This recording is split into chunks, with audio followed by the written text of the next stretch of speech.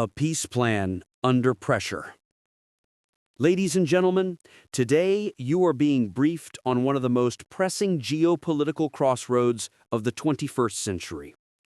In November 2025, former U.S. President Donald Trump, now once again the loudest strategic force in Washington's foreign policy arena, is urging Ukraine to accept a sweeping, highly controversial U.S.-backed peace deal aimed at ending its war with Russia. At first glance, the proposal appears to promise stability and reconstruction. But, when examined carefully, it reveals something much deeper: a shift in global power, a reshaping of Europe's security map, and a political ultimatum that leaves Kyiv choosing between sovereignty and survival. Washington's message is blunt: accept this plan, or face the war without America at your back. Ukraine isn't being asked to choose. It's being cornered into a decision. Today we will break down the plan, the pressure behind it, the global reactions, and the long-term consequences that could redefine international order. The 28-point peace blueprint, Washington's demands. At the core of the controversy lies a 28-point settlement engineered by U.S. negotiators and championed aggressively by Donald Trump. It is marketed as a pragmatic solution, a way to end the war immediately and rebuild Ukraine with U.S. backing. Yet behind the promises lie major concessions, strategic sacrifices, and a long-term geopolitical bind. Territorial concessions. Under the proposal, Ukraine would be required to acknowledge Crimea remains permanently under Russian control, Donetsk and Luhansk transition into de facto Russian territories, a new demilitarized buffer zone separating Ukrainian and Russian forces, frozen borders in Kherson and Zaporizhia, locking in current front lines. This doesn't simply shrink Ukraine. It rewrites Ukraine's identity. It redraws the national soul. Military and security restrictions. The plan imposes structural limits on Ukraine's future defense. Military capped at 600,000 troops, constitutional ban on NATO membership, no NATO assets or advanced systems on Ukrainian soil, permanent non-nuclear status. In exchange, the U.S. offers security guarantees. These are not equivalent to NATO Article 5 and could be revoked if Ukraine violates terms even unintentionally.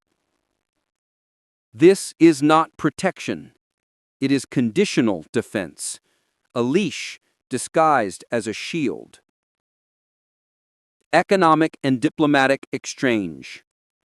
The plan dangles an economic carrot: $100 billion in frozen Russian assets redirected to Ukraine, $100 billion shared by international partners, U.S. oversight of reconstruction contracts with profit rights, gradual reintegration of Russia into global trade and political forums, implementation overseen by a Trump-led peace council.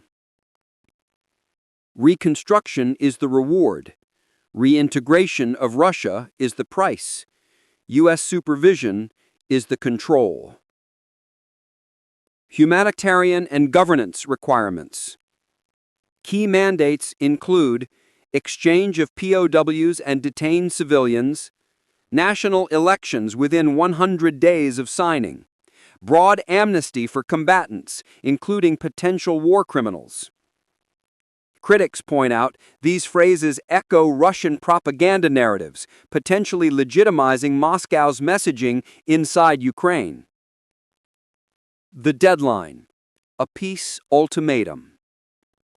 Trump insists Ukraine must respond swiftly. The deadline overlaps with Thanksgiving, wrapping U.S. geopolitical demands in a symbolic gesture of American generosity. Publicly, Washington portrays flexibility. Privately, the message is stark. Delay and we reconsider our support. Ukraine isn't being asked to choose, it's being cornered into a decision. Winter looms, infrastructure is battered, Western unity is thinning. Zelensky's dilemma between dignity and dependence.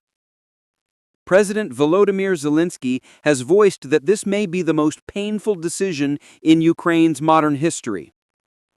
If Kyiv rejects the deal, U.S. support may shrink. Europe may not fill the gap.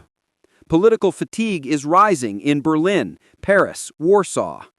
Ukraine risks facing Russia without its strongest backer. If Kyiv accepts it, territorial loss becomes permanent. Sovereignty becomes conditional. National legitimacy weakens. Aggression is rewarded. Russia's reaction. Victory without concessions. Russia welcomes the deal cautiously, seeing it as validation of its territorial gains. It wants clarity on sanctions, but the tone is unmistakable. This is the most favorable Western proposal Russia has ever received. Putin's approval signals not surrender, but triumph. Europe's alarm, excluded from its own security.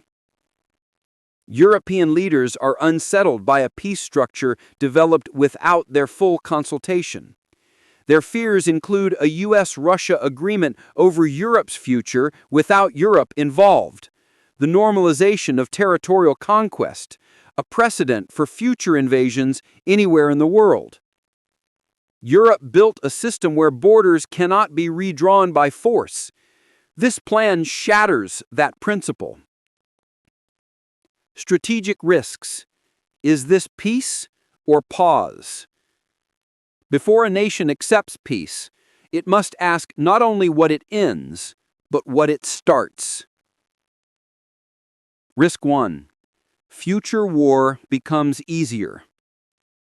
With limited armed forces and buffer zones, a future invasion could be faster and deadlier. Risk 2.